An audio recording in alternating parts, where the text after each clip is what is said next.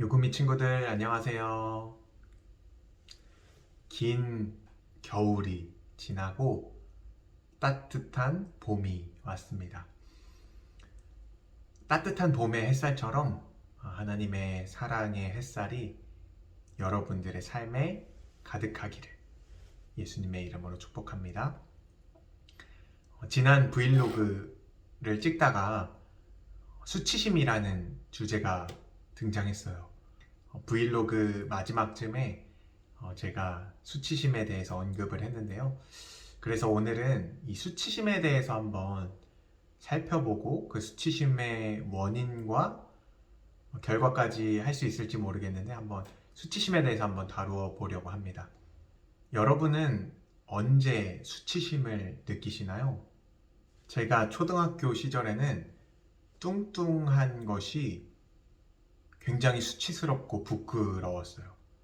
제가 초등학교 때 경도 비만부터 시작해서 이제 중등도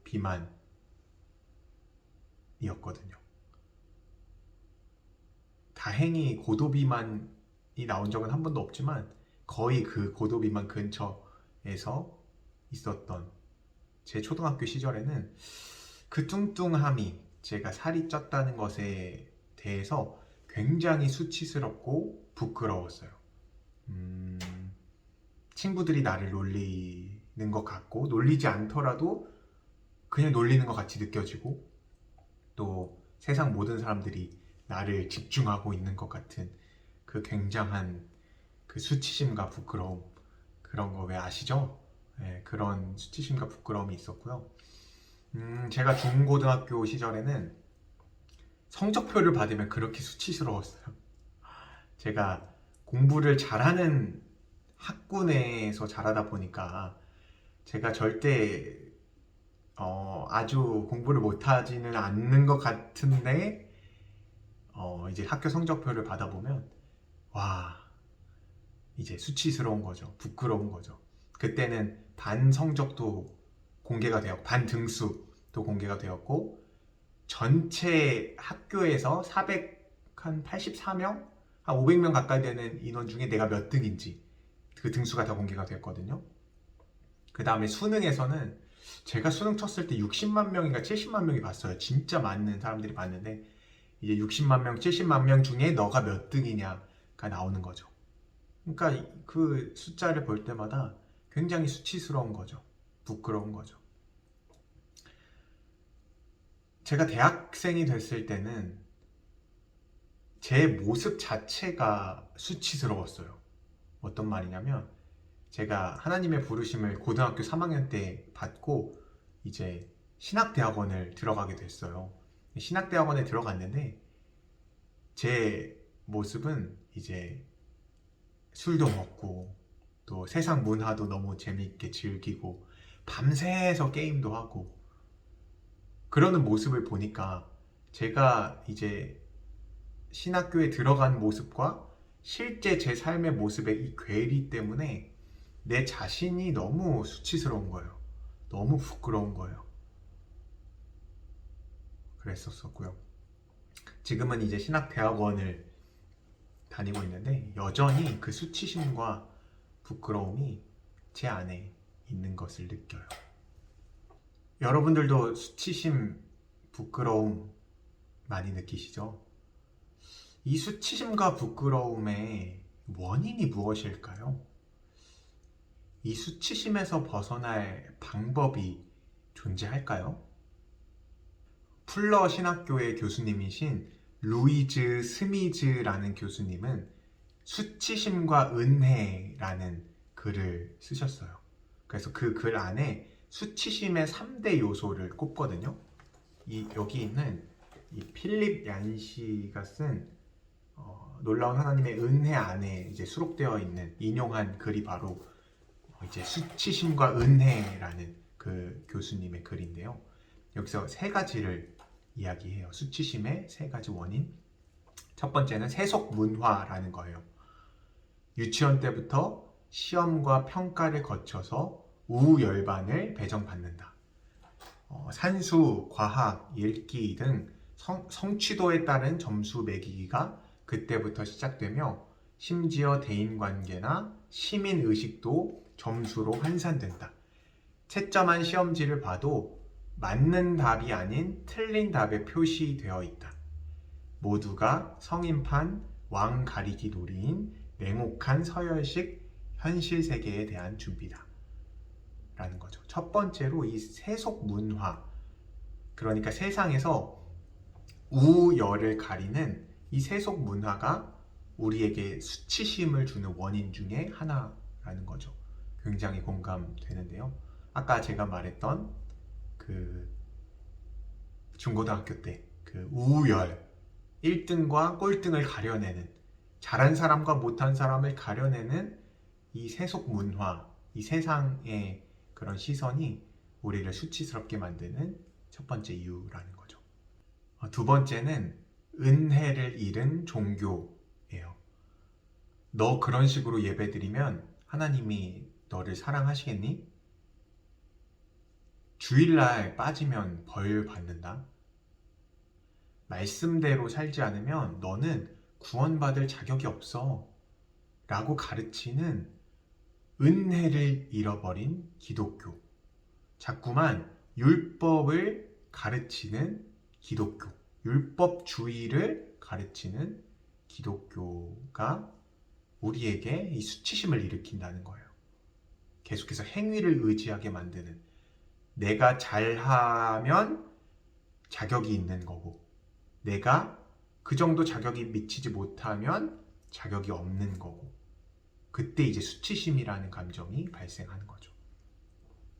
세 번째로는요, 용납 없는 부모를 꼽고 있어요. 너 성적을 봐라. 너 창피하지도 않냐? 조금 더 노력하라고. 옆집 아들, 옆집 딸은 저렇게 열심히 노력해서 좋은 대학 갈 수 있는 가능성이 열렸는데 너는 지금 뭐 하는 거야? 너가 노력하면 되잖아. 조금 더 노력해. 자는 시간을 줄여. 라고 하는 용납 없는 부모의 역할이 또 우리에게 수치심을 주는 거죠. 우리는 이렇게 세속 문화로부터, 그리고 은혜를 잃은 기독교 종교로부터, 그 다음에 용납 없는 부모님으로부터 끊임없이 이 수치심을 받아요. 이렇게 수치심과 부끄러움이 생기면 이 수치심과 부끄러움을 감추기 위해서 나 자신을 숨기게 되는 거죠. 나 자신의 마음의 벽을 이제 쌓게 되는 거예요. 내 자신을 있는 그대로 드러내지 못하고 가면을 쓰게 되는 거죠. 내 자신의 모습은 너무 부끄럽고 수치스러우니까 이 모습은 감춰두고 가면, 페르조나라고 하죠. 가면을 써서 나는 괜찮은 사람인 것을 가면을 써버리는 거죠. 본래 나는 그게 아닌데 가면을 써서 충분히 괜찮은 척, 충분히 나는 잘하고 있는 척, 충분히 나는 괜찮은 사람인 척 하게 되는 거죠. 그러니까 자꾸 마음에 벽이 생기고 단절이 생기고 친밀감을 누려야 할 관계 속에서 친밀감을 누리지 못하고 단절이 생기게 되는 거죠. 나 자신을 있는 그대로 노출하지 못하고, 나 자신을 있는 그대로 내 자신조차 용납하지 못하는 그 아픔 가운데 우리가 살고 있다는 거예요. 인간이 처음으로 수치심과 부끄러움을 느꼈던 때가 바로 선악과를 먹었을 때인데요. 창세기 3장 6절과 7절 말씀에 이렇게 나와 있어요. 여자가 그 나무를 본즉 먹음직도 하고 보암직도 하고 지혜롭게 할 만큼 탐스럽기도 한 나무인지라. 여자가 그 열매를 따먹고 자기와 함께 있는 남편에게도 주매 그도 먹은지라. 이 선악과를 따먹는 장면을 묘사하고 있는데요. 아담과 하와가 뱀의 유혹에 넘어가서 선악과를 먹는 거예요. 그렇게 딱 먹고 나니까 3장 7절, 창세기 3장 7절 말씀에 이에 그들의 눈이 밝아져 자기들이 벗은 줄을 알고 무화과 나무 잎을 엮어 치마로 삼았더라. 여기서 선악과를 먹은 직후에 자기들이 벗은 줄을 알게 된 거예요. 선악과를 먹기 전에는 자기들이 벗은 줄을 전혀 신경도 쓰지 않았고 알지도 못했거든요. 이 아담과 하와가 전혀 부끄럽지 않았어요. 내 있는 모습, 벗은 모습 그대로를 보여줘도 전혀 부끄럽지 않았다는 거예요. 아담과 하와가 서로 벗고 있어도, 또 하나님과 만날 때 완전히 벗은 몸으로, 전혀 나를 포장할 필요 없는 벗은 몸으로 내 있는 모습 그대로 하나님께 나아가고 또 사람에게 나아가도 전혀 부끄럽거나 수치스러움이 없었는데, 선악과를 먹은 직후에 가장 처음으로 생긴 현상이 수치심이라는 거예요. 부끄러움이라는 거예요. 치마를 가져와서 만들어 입는 거죠. 어이 부끄러워. 옷을 가려서 입는 거죠. 자기들의 벗은 모습을 보게 되는 거죠. 여기서 도달하게 되는 오늘의 결론은, 이 수치심의 문제는 결국 죄의 문제라는 거예요. 수치심의 근원을 쫓아가다 보면 결국 아담과 하와가 지은 그 범죄, 선악과의 범죄, 그 원죄가 근원에 있는 거예요. 이 아담과 하와의 범죄는 아담과 하와뿐만 아니라 저와 여러분에게도, 모든 인간들에게 내려오는 그 원죄예요. 그래서 저뿐만 아니고 아담과 하와뿐만 아니고 여러분뿐만 아니고 세상 모든 사람들이 이 수치심의 문제를 안고 살아가는 거예요. 이 수치심의 문제 때문에 세상에 많은 문제가 발생하죠. 관계의 단절, 분노, 두려움, 교만, 우상숭배, 사실은 모든 문제들이 가장 근원인 이 수치심의 문제와 죄의 문제로부터 출발하고 있다는 거예요. 한 가지 얘기를 드리고 다음 편에서 더 다뤄야 할 것 같아요. 여러분, 수치심을 느낄 때 왜 그럴 때 있잖아요. 종종 있고 자주 있잖아요. 내가 수치스러운 모습을 느낄 때, 세상에서든 용납 없는 부모님을 통해서든 혹은 종교, 교회를 통해서든 여러분의 삶 환경 가운데 수치심을 느꼈을 때 하나님을 바라보시기 바랍니다. 이 수치심의 문제, 이 부끄러움의 문제를 해결해 줄 수 있는 유일한 길은 바로 하나님이시기 때문이에요. 하나님을 바라보게 될 때 우리의 수치심의 문제, 즉 죄의 문제를 해결할 수 있기 때문에 다른 어떤 것으로도 안 돼요. 수치심의 문제가 내 마음을 공격할 때 그 즉시 하나님을 기억하는 거예요. 하나님이 나에게 행하신 일들을 기억하는 거예요.